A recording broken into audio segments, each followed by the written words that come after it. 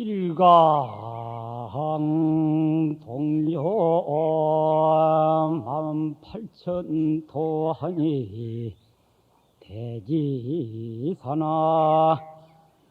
여고이라 즉시 혈에 미묘설이여 불수향에 만신명여다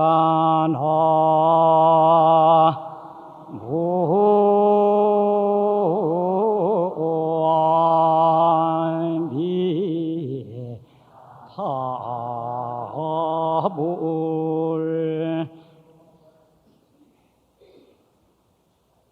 부처님께서 법화경을 설하시기 점을 당해서 강명을 놓으신 것이 마치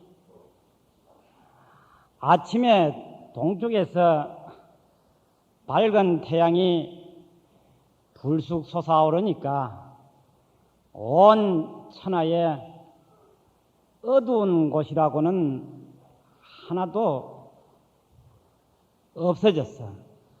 그때부터서 모든 중생들은 각자 자기의 본업에 최선을 다하기 때문에 각자 최선을 다하는 그 모습 그대로가 도고 진리다 이 말이야. 그래서 부처님께서 특별히 법문을 안 해주셔도 다 누구나 성불할 수 있기 때문에 부질없이 남을 의지해서 깨달으려고 하지 말아라. 자기 자신의 그 마음은 그대로 붙여요. 각자 자기 자신은 그대로 강명당이고 마음 그대로는 신통장이기 때문에 다른 외연, 바깥의 인연을 의지하거나 가자 할 필요는 없다고 하는 그런 개성이 됩니다. 제가 오늘 여러분께 부처님 말씀을 전해드릴 제목은 법화경이 모두 28품으로 되어 있는데 14품에 속하는 안락행품과 17번째에 해당되는 분별공덕품이 되겠습니다. 앞서서 큰 스님네들이 이미 말씀을 다 해서 다 기본이 갖춰졌겠지만은 이 모든 부처님의 경전은 처음 경 제목에서부터서 시작을 해가지고 서품에서 이미 그 한경의 이치는 다 말을 했습니다. 그러나 듣는 청자들이 뜻을 제대로 알지 못함을 저해서 다음 이렇게 해서 계속 마치 톱니바퀴가 물려 넘어가듯이 계속해서 끝까지 내려가는 것이지 처음 서문과 중간에 또 끝이 다른 경전은 하나도 없습니다. 그래서 상근기는 부처님께서 강명을 놓으실 적에 이미 다 부처님의 도리를 다 깨달아서 법문 들을 필요가 없지만은 그렇지 못한 사람을 위해서 부처님이 서론부터서 본론, 결론을 얘기하게 되는 것 뿐입니다. 오늘 이 서문을 먼저 얘기하는 것은 혹시나 안락행품이 어디로부터서 연결되어 나왔으며 또 어떻게 전개될 것인가를 상기시키기 위해서 먼저 이 처음 서문부터서 잠깐 말씀을 드리고 안락행품을 시작을 하겠습니다. 그러나 부처님께서 강명을 놓으실 때의 그 본 뜻, 그것만 알면은 법화경 전체를 다 알게 되는 것입니다. 그래서 이 강명이라고 하는 것은 어젯밤의 어두움이 아침에 해가 뜰 때의 어두움은 흔적조차 없어진다는 그 뜻이, 어두움은 우리 범부 중생의 다생급으로 익혀오는 악업으로 인해 가지고 바른 법을 행하지 못한 또한 삿된 법으로 인해 가지고 스스로가 만들어내 놓은 어리석은 업의 그림자에 불과한 겁니다. 그래서 정법으로 자기 자신을 되돌려 버리면은 악업도 그 어두운 그림자도 일시에 없어지는 것이, 해가 뜨면은 어젯밤에 그림자가 어두운 것이 없어지는 것과 같은 원리이기 때문에 부처님이 광명으로서 시작을 하게 되는 것이고, 광명과 신통은 역시 어디에서 나오느냐? 하늘에서 내려오는 것도 아니고 땅에서 솟아나는 것도 아니고 자기 자신이 몸과 마음과 이걸 뭡니까? 삼업이라고 그러지요. 신구의 삼업을 청정히 하면은 그냥 그대로가 광명당이 되고 신통장이 되어서 그것을 네 번째에 남을 위해서 해설을 해주거나 법문을 해주거나 하면은 이것을 자비심이라고 그렇게 말하는 겁니다. 그래서 안락행품에 무엇을 말하게 되느냐 하면은 바른 몸의 이치를 얘기하게 되고, 그 다음에는 바른 입의 도리를 얘기하게 되고, 바른 뜻의 이치를 얘기하게 되는 겁니다. 그래서 바른 상부의 의가 삼업이 바로다면은 그 자체가 안락행이 되는 것이고, 거기에다가 남을 위해서, 중생을 위해서 대비심으로 설법을 해주는 것을 자비행이라고 그렇게 말하는 겁니다. 그래 도합 합해서 네 가지 법을 잘 의지하면은 누구나가 다 몸과 마음이 안락해져서 행복하게 되는 것이고, 또한 성불을 하게 되는 이치를 말하는 것이 이 법화경의 14번째 안락행품이 되는 겁니다.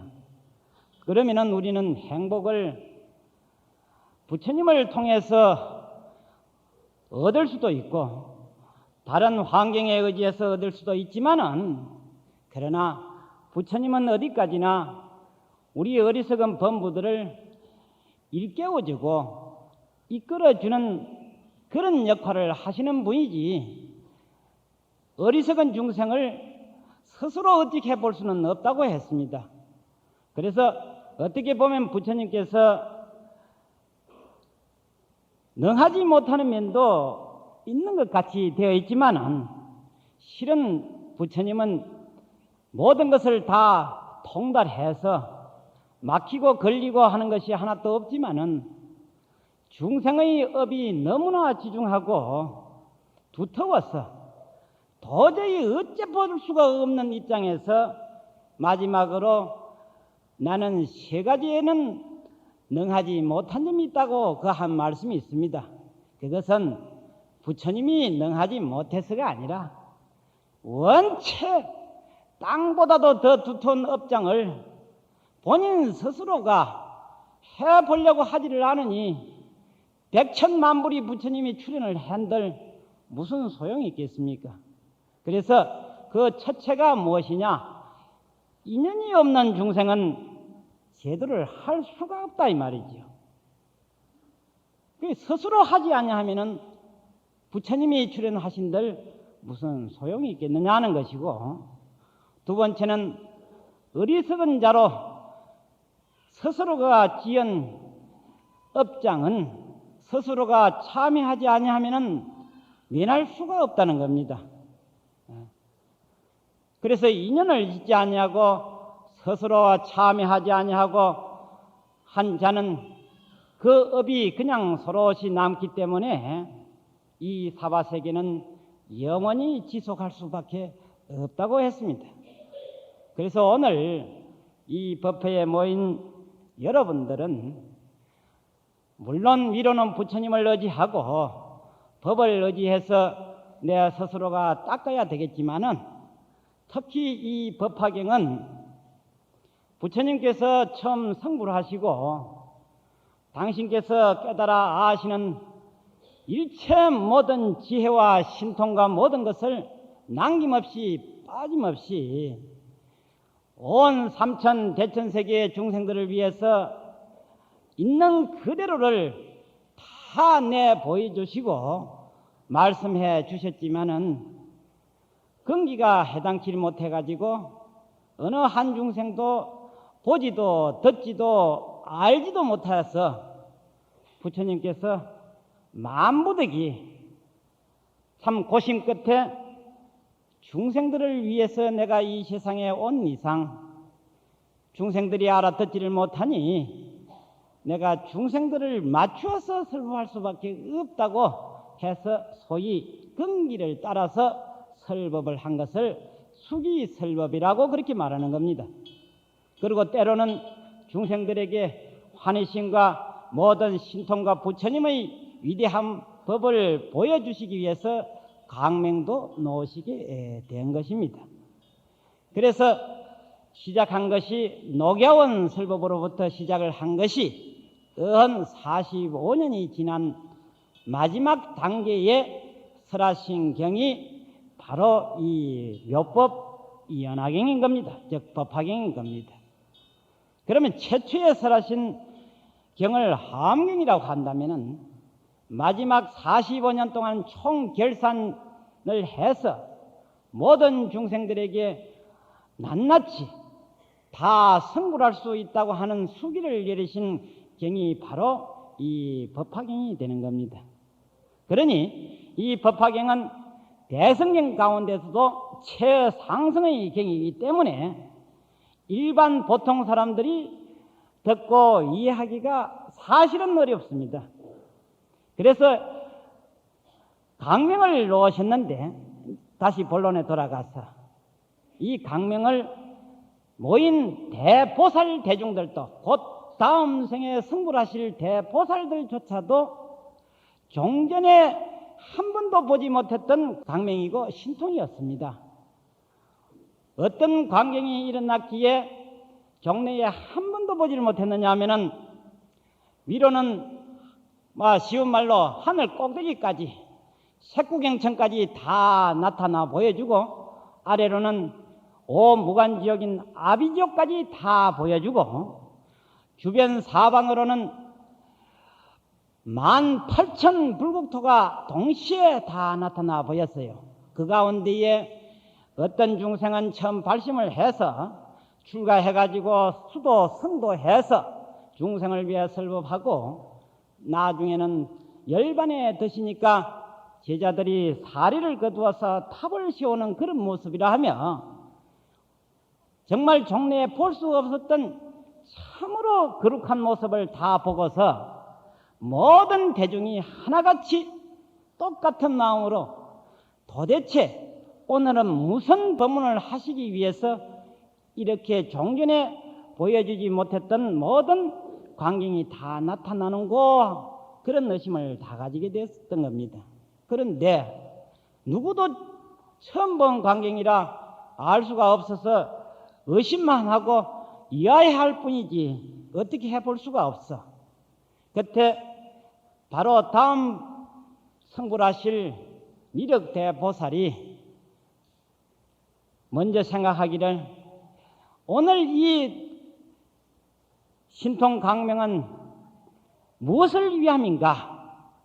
자기는 도대체 알 수가 없어서 생각 끝에 이 해중에 문수대보살이 계시니까 문수보살은 과거 모든 부처님을 다 친근하고 공경하고 공양 올리고 다 배웠기 때문에 문수보살께서는 보았을 것이고 또한 알 것이다.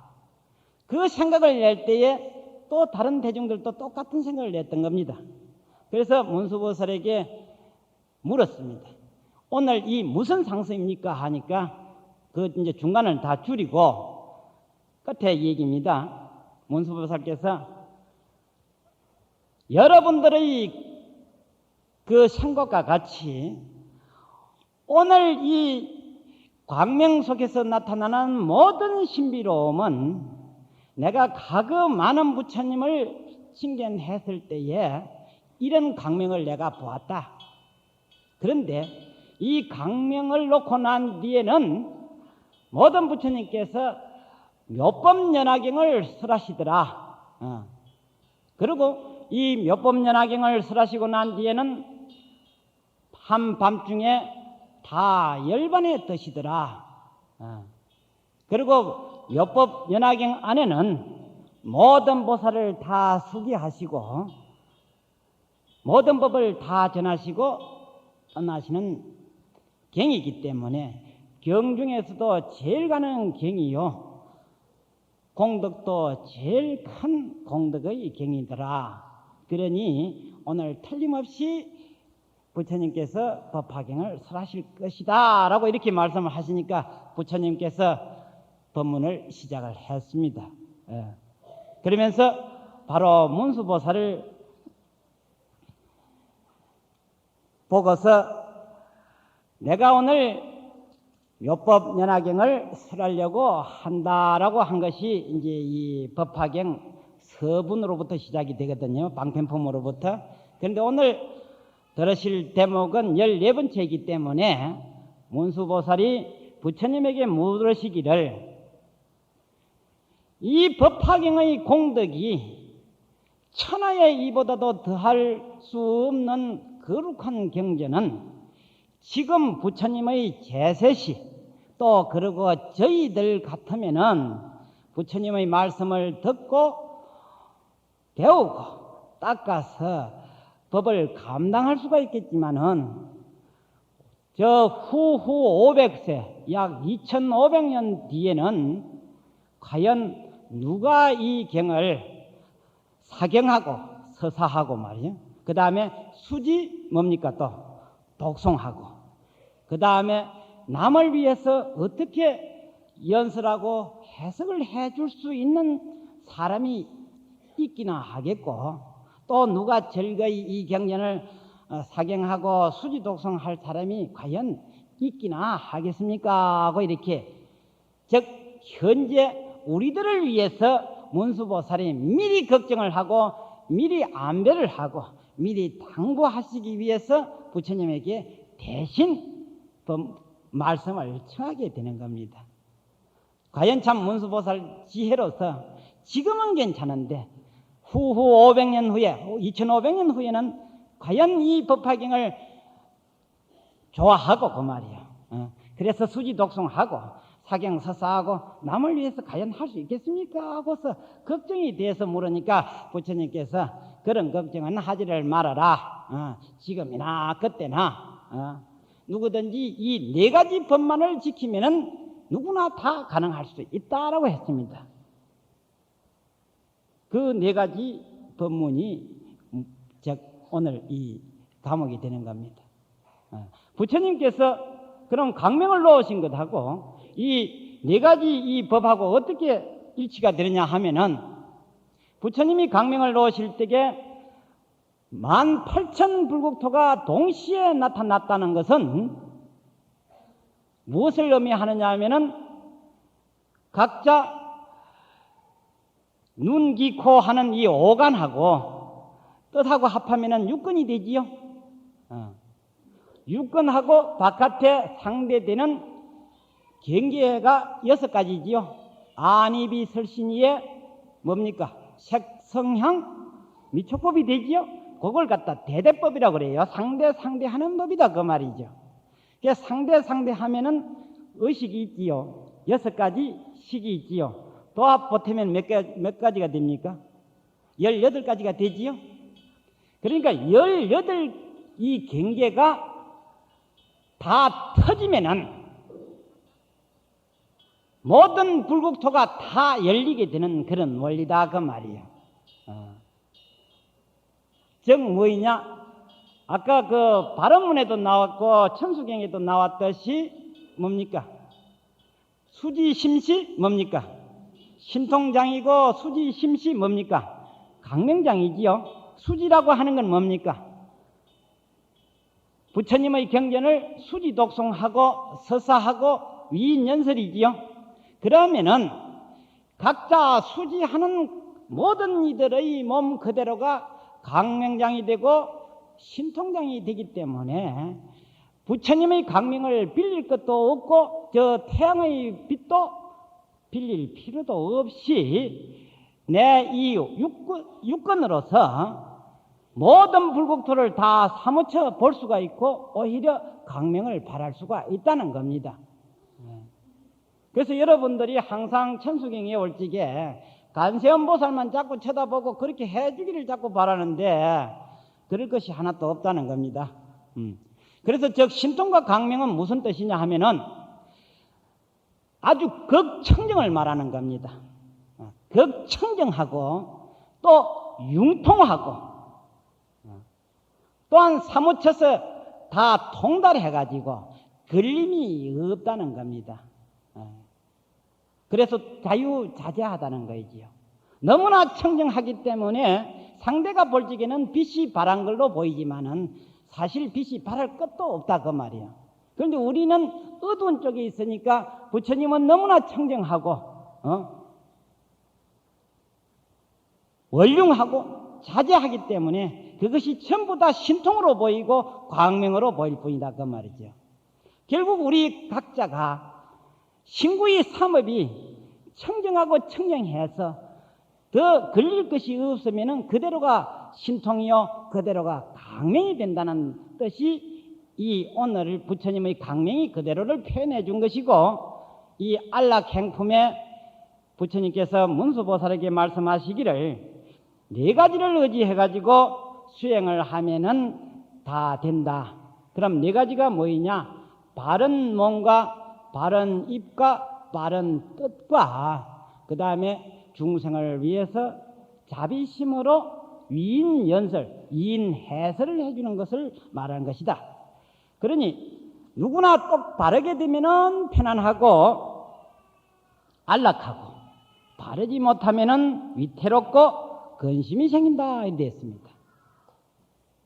그러니 도라고 하는 진리라고 하는 것은 이 몸 그대로가 도고 진리가 되겠지만은 바르지 못하고 삿될 것 같으면은 이 몸은 한없이 불안하고 위태롭기 짝이 없다는 겁니다.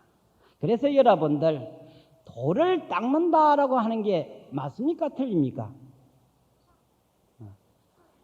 도라고 하는 것은 소위 진리인데 진리를 닦고 말고 할 것도 없어. 그럼 누구만 닦으면 돼? 자기 자신만 닦으면 된다 이 말이야. 그러다 보니까 자기 업이 다 소멸되니까 자기 몸에서 광명이 나고 또 신통이 나게 된다 이 말이지요. 그런데 우리는 자기 자신의 업장은 닦을 생각은 안 하고 자꾸 부처님만 취하다 보고 절에 오면은 부처님 앞에 오면은 그날 전날 집에서 그 연구하고 계획했던 걸 쫙 기억을 해가지고 부처님한테 청구를 12가지도 더 한다. 그래가지고 절은 서푼치도 안 하고 집에 가가 앉아 기다려보니 뭐가 뜻대로 안 되니까 이제 원망은 이제 부처님한테 이제 다 돌아오는 거이지. 그래서 정구업진언이 뭡니까? 정구업진언. 예? 뭐 수리 아이가. 그 하문으로 보면은요, 그 이 집이 잘못되거나 뭐지하면 수리하는 그대로 돼 있거든요. 그러니까 입을 수리를 해야 돼. 그래 수리하고 또 수리하고 또 수리하다 안 되면 먹고 마수리 대폭 복원 해체를 하든지 어쨌든 해야 되거든. 그러면 이 입을 어떻게 할 기라? 그런 수리가 아니고 요 입이 헛소리를 자꾸 했으면 뭡니까? 뭐 악구중지에 금일참에 사는 거 있죠. 그것도 좋기는 좋은데 망어중지에 금일참에 하기는 좋은데 그것도 시원찮아. 남한테 참여하는 것보다도 그만 입에서 막 줄 아미탑을 해야 되면 제일 좋아. 그저 염불 하는 게 정구업 진언이지 다른 거 하나도 없어요. 그래서 아미타불이나 간세보살 하도 불러가지고 이 내 몸 안에 꽉 차면 어찌 될까요? 그건 모르면 안 되는데. 쉽게 말해서 여러분들 무슨 음식을 맛있는 걸 꽉 배 안에 꽉 차도록 하면 뭐 어쩌겠다 하죠? 배가 어떠겠다? 내가 배가 터질 것 같다 가지요. 그와 같은 식으로 염불을 꽉 해놓으면 나중에 뭐가 터지겠어요?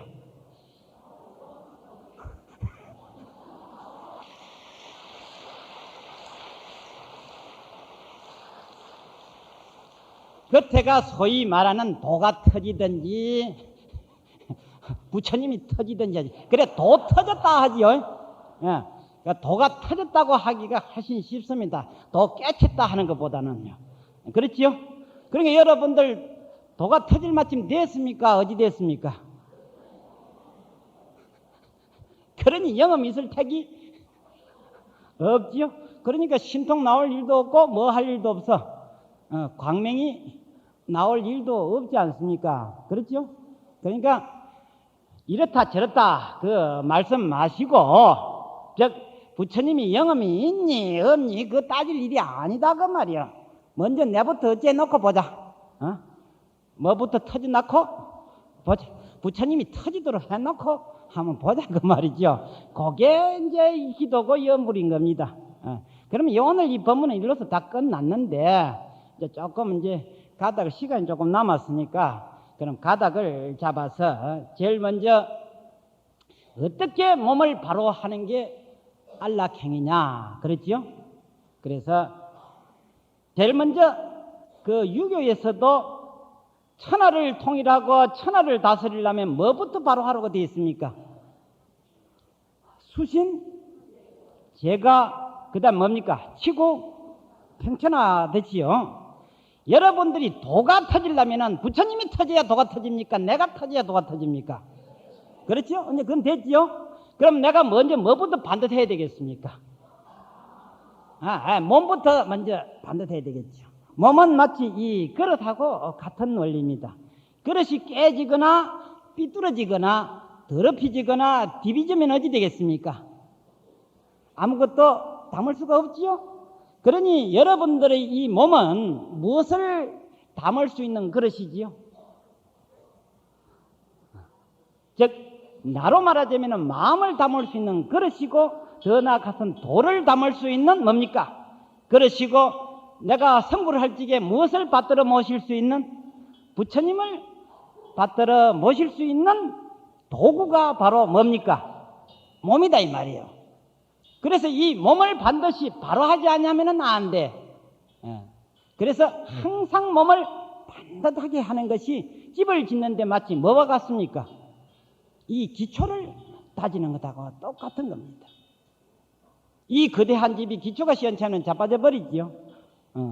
그와 같듯이 여러분들 자신이 이 몸이 반듯하지 않으면 안 된단 말이에요.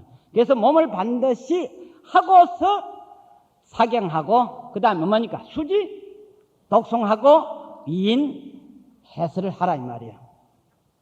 그래서 문수보살이 부처님에게 물을 적에 말세 중생이 어떻게 해야만이 이 수성한 이 공덕의 경을 서사하고 수지 독송하고 남을 위해서 해설을 해줄 수 있겠습니까? 하니까 부처님께서 걱정할 것 하나도 없다. 제일 먼저 뭐만 반듯하면은 옳지. 몸만 반듯하면 여러분도 똑바로 앉아야 돼요. 허리 축 하고 앉으시면 아마 수마가 살 오면 부처님이 이놈은 안 되겠다고 설타를 놔버려요.